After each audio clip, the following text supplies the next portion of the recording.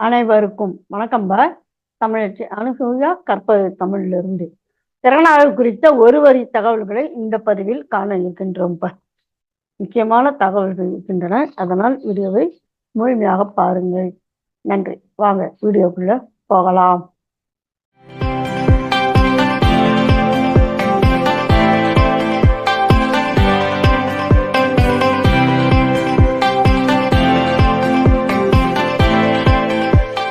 திறனாய்வு என்ற சொல்லை முதலில் வழக்கில் கொண்டு வந்தவர் பேராசிரியர் ஆச ஞானசம்பந்தன் அவர்கள். விமர்சனம் என்ற சொல்லை முதலில் பயன்படுத்தியவர் பேராசிரியர் ஆ முத்திசிவன். இந்த ரெண்டுத்துக்கும் என்னங்கம்மா? திறனாய்வு என்பதனுடைய இன்னொரு சொல் என்ன அப்படின்னா விமர்சனம் அப்படிங்கிறது. சரிங்களா? படைப்பாளி, வாசகன், திறனாய்வாளர். ஒரு திறனாய்வு அப்படின்னு சொல்லி சொன்னோம்னாக்கும் இந்த 3 பேர் தான் முக்கியமானவர்கள். அது எப்படி? இப்ப இங்க படைப்பாளி இங்க இருக்காருன்னு வைத்துக் கொள்ளுங்களேன். அவருடைய புத்தகத்தை வாசகர் படிக்கின்றார். இருந்தாலும் சில நேரங்கள்ல இந்த புத்தகம் அவருக்கு புரியல.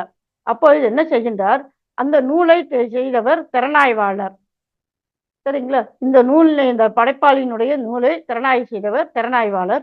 அப்ப அவருடைய நூலை எடுத்து வைத்து படிக்கும் பொழுது அவருக்கு அந்த நூலானது முழுமையாக புரிபடுகின்றது. இதுதான் அது முக்கோணம் அப்படின்னு சொல்லி சொல்லுவாங்க. திறனாய்வினுடைய முக்கோணம் இதுதான். இவர் படைப்பாளி, இவர் வாசகர், இவர் திறனாய்வாளர். படைப்பாளிகிட்ட நேரடியாகவே வாசகர் படிக்கின்றார். இருந்தாலும் இன்னும் சில கருத்துக்கள் புரிபடல அப்படிங்கிற பொழுது இந்த படைப்பாளினுடைய இலக்கியம் திறனாய்வு செய்திருக்கின்றார் அல்லவா திறனாய்வாளர். அப்ப அதன் பிறகு அவர் படிக்கும்போது அவருக்கு அந்த நூலானது முழுமையாக புரிகின்றது. சரிங்களா? எனவே இவர்கள் மூவரும் முக்கியமானவர்கள் திறனாய்வு அப்படின்னு சொன்னா. வில்பர்ட் காட் என்பவர் எழுதிய புகழ்பெற்ற நூல் இலக்கிய திறனாய்வின் 5 அணுகுமுறைகள், அதாவது 5 approaches of literature. அவர் என்ன கூறுகின்றார்? வில்பர்ட் காட் அவர்கள் 5 அணுகுமுறைகள் கூறுகின்றார். என்னென்ன?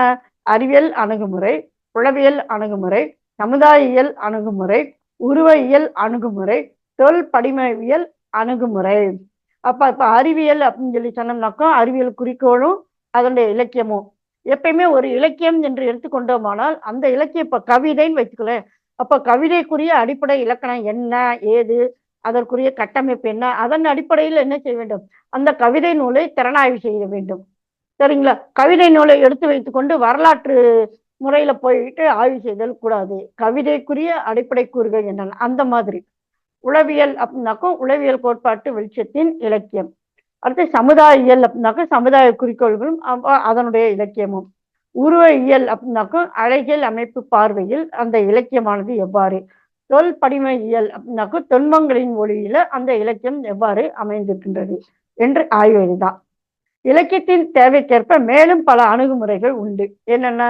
வரலாற்றியல் அணுகுமுறை, இலக்கிய வகமையியல் அணுகுமுறை, மானுடவியல், மார்க்சியம், தத்துவ இயல், அழகியல், மொழியியல், பகுப்பியல், ஒப்பியல், அமைப்பியல், பின்னை அமைப்பியல், பின்னை நவீனத்துவம், தலித்தியம், பெண்ணியம். ஆக இந்த மேலும் இருக்கின்ற அணுகுமுறைகள் பார்த்தீங்கன்னாக்கும் 14 அணுகுமுறைகள் இருக்கின்றன.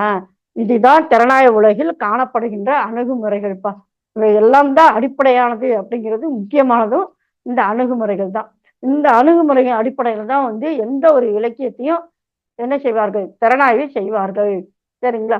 இப்ப அடுத்து பார்க்க போகின்ற முக்கியமான பகுதி என்ன அப்படின்னாக்கும், இப்ப நம்ம 14 வகையான அணுகுமுறைகள் பார்த்தோம். அவற்றினுடைய தந்தை யார் என்று நாம் காண இருக்கின்றோம். வரலாற்றியல் அப்படின்னாக்கும் லியோபோல்ட் வான் ராங்கே, ஜெர்மன் நாட்டை சேர்ந்தவர். இலக்கிய வகமையியல் அணுகுமுறையின் தந்தை அரிஸ்டாட்டில். மானுடவியலுக்கு பிரான்ஸ் போவாஸ் என்பவர். மார்க்சியத்துக்கு கார்ல் மார்க்ஸ், நமக்கே தெரியும். தத்துவ இயலுக்கு ரெனே டெஸ்கார்ட்ஸ் அப்படிங்கிறவர். அழகியலுக்கு இம்மானுவேல் கான் என்பவர், ஜெர்மனை சார்ந்தவர். அடுத்து மொழியியலுக்கு நோம் சாம்சி, இவர் தான் எப்பவுமே அமெரிக்காவை சார்ந்தவர். அடுத்து பகுப்பியல் அப்படின்னாக்க சிக்மண்ட் ஃப்ராய்டு, இதுவும் அதுமாதிரிதான். இவர் தான் இந்த அணுகுமுறைனா இவங்க தான் அப்படின்றவங்க தான் இப்ப நம்ம பார்த்து கொண்டு வருகின்றோம். சரிங்களா? அதே சமயத்துல சிக்மண்ட் ஃப்ராய்டு நம்ம ஏற்கனவே உளவியல் படத்துல பார்த்திருக்கின்றோம். உளவியல் பகுப்பாய்வின் தந்தை என்று போற்றப்படுபவர், ஆஸ்திரிய நாட்டை சார்ந்தவர். ஒப்பியல் அணுகுமுறை தந்தை ஹாரி லெவின் என்பவர். ஆனா நம்முடைய தமிழ் இலக்கியம் அப்படின்னு சொல்லி பார்த்தோம்னா கைலாசபதி அவர்கள் மிக சிறந்த ஒப்பியல் அணுகுமுறையின் தந்தை ஆவார். அமைப்பியல் அணுகுமுறைக்கு தந்தை விளாடிமிர் பிராப் என்பவர். பின்னை அமைப்பியல், அதாவது ஜாக் டெரிடா என்பவர். பின் நவீனத்துவ அணுகுமுறையின் தந்தை ஜீன் பிரான்சுவா லியோடார்ட் என்பவர். தலித்தியத்துக்கு டாக்டர் B.R. அம்பேத்கர்.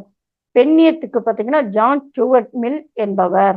சரிங்களா? அப்போ திரளாய்வு என்பது என்ன, அதற்கு முக்கியமானவர்கள் யார் யார், அதே சமயத்துல அதனுடைய அணுகுமுறைகள் என்னென்ன, கூடுதலான அணுகுமுறைகள் என்னென்ன, அவற்றில் சிறந்தவர்கள், தலை சிறந்தவர்கள், தந்தை என்று போற்றப்படுபவர்கள் அவர்கள் யார் என்பது குறித்து நாம் பார்த்தோம். இதுக்கு முன்னாலையும் பார்த்தீங்கன்னாக்க திரளாய்வு குறித்த பல பதிவுகள் நம்ம கொடுத்திருக்கின்றோம். அதாவது மாதிரி வினாத்தாள்கள் அப்படிங்கிற அமைப்பிலையும் திரளாய்வு குறித்த கருத்துக்களையும் நாம் கொடுத்திருக்கின்றோம். அதனுடைய இணைப்புகளை இத்துடன் இணைக்கின்றேன். இணைத்து படியுங்கள். உங்கள் கருத்துக்களையும் சந்தேகங்களையும் மறவாமல் கருத்து பெட்டியில் குறிப்பிடுங்கள். மீண்டும் ஒரு புதிய பதிவில் சந்திப்போம்.